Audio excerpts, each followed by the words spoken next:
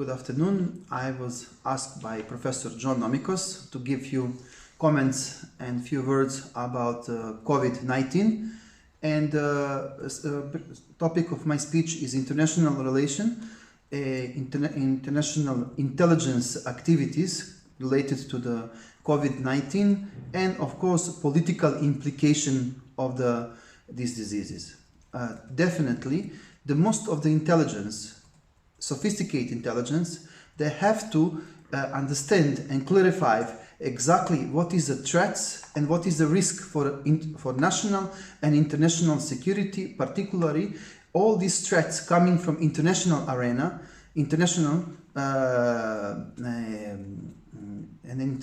causing international problems among the states, etc., like this disease is COVID-19, which is not, by the way, first in a line. Role of intelligence is very crucial. Intelligence have to inform a national leadership about threats and what is basically respond to the sovereign states on the risk and threat.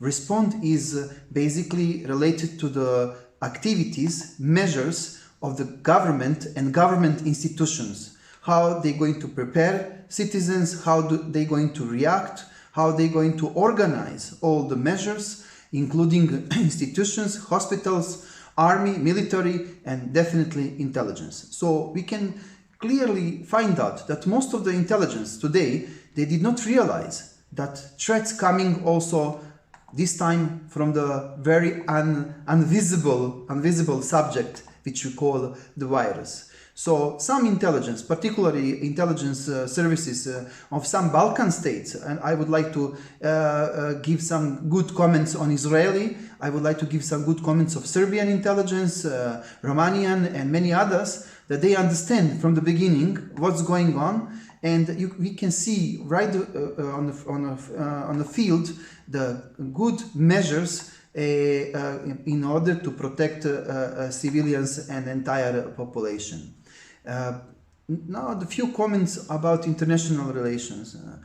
Someone will pay the damage, either national states or some state that it is blamed that did enough in order to inform international community or did enough to protect virus not come out from the labs. Today there is many opinions and many studies indicating that this is not a human-made virus. Another study say that this is a human-made virus, but definitely we need qualified experts to give us exactly what's going on and how a virus was created and how basically we can respond on that. There is, of course, interesting story right now that some countries are misusing the situation in order to benefit out of that.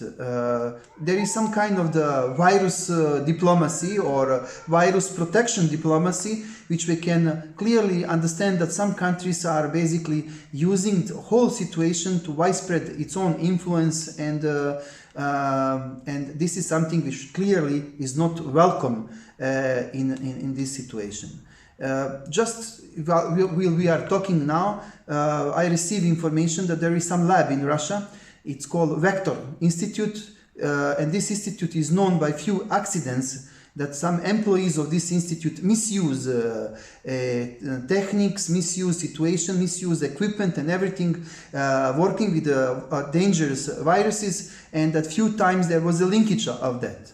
And at the moment, international intelligence and international communities basically are focused to determine whether virus come from lab or whether a virus is humanly made and intentionally or coincidentally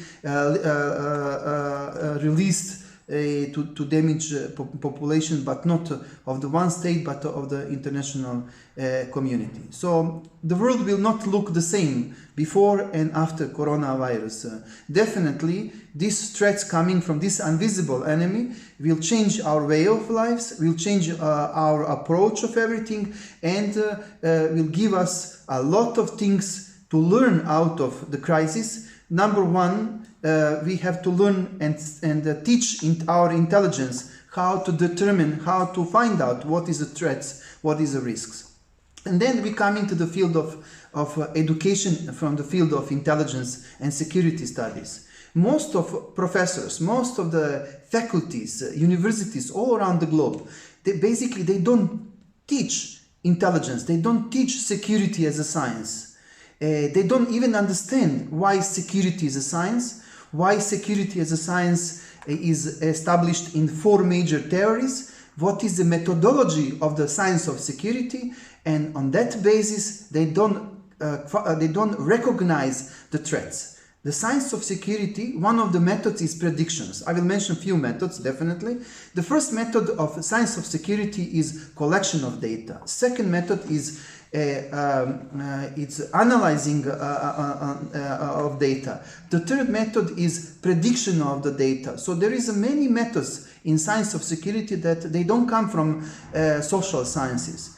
They're coming from natural sciences such as mathematics. And if you see the program of many security studies all around the world, you will find out that this point exactly the missing. And that is the point that I see out of my best knowledge, that we need to work much more how to improve security studies, how to prove that security is a science, not any kind of the study group among the international relations, because international relations are not science. There is a dispute among the scholars about international relations, but definitely security cannot be integrate in international relations. It's on the contrary. International relations can be part of the science of security, particularly when we're talking about international security, which is derived out of national security. So, number one, we need to improve the whole system of the educations, whole system of studies in regard of security and intelligence. Number two, we need to work much more to teach populations about awareness of the threats and how general populations have to behave in such a emergent situation.